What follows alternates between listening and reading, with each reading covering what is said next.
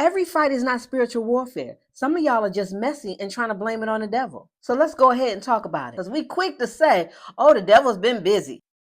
But sometimes, most of the time, it's not even the devil. It's you. It's your mouth. It's your pride. It's your impatience. We in the middle of chaos, rebuking demons, pleading the blood.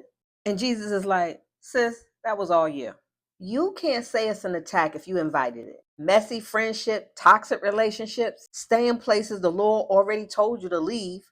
That ain't spiritual warfare now. That's more like spiritual disobedience. The enemy tempts, but he don't make you messy. We do a good job of that by ourselves. Because James 1:14 says we're dragged away by our own desires. So if the only common denominator in your drama is you might want to take a look in the mirror, boo. Confusion is a red flag, not a spiritual badge. 1 Corinthians 14:33 says God is not the author of confusion. So if he's not the author of it, who is? So if everything around you is messy and chaotic and frustrating, you got to ask, did I step out of alignment? And check your mouth. Proverbs 18:21 says, death and life lie in the power of the tongue. So don't be messy with your words. And then surprised when messy things start growing around you. We got to stop blaming spiritual warfare for poor stewardship. What do I mean? Overspending, procrastination, ignoring wisdom. Those things are not an attack. They're a consequence. You know the consequences we tell our children about for their actions?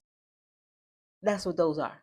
The Lord will let you sit in your own mess. Now, he ain't going to leave you there. The prodigal son ended up in a pig pen, but it wasn't the devil. It was his choices. When he came to himself, grace met him right there. So here's the great question of the day. Are you being attacked? Or are you just being messy? Ask the Lord to show you areas where you've been blaming spiritual warfare for things that really need repentance, accountability, and healing. Don't just rebuke it, clean it up.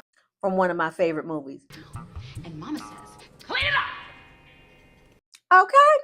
If this video resonated with you, subscribe so you can stay connected to find some more juicy information on how we can clean up our lives and make our walk more aligned with the will of God.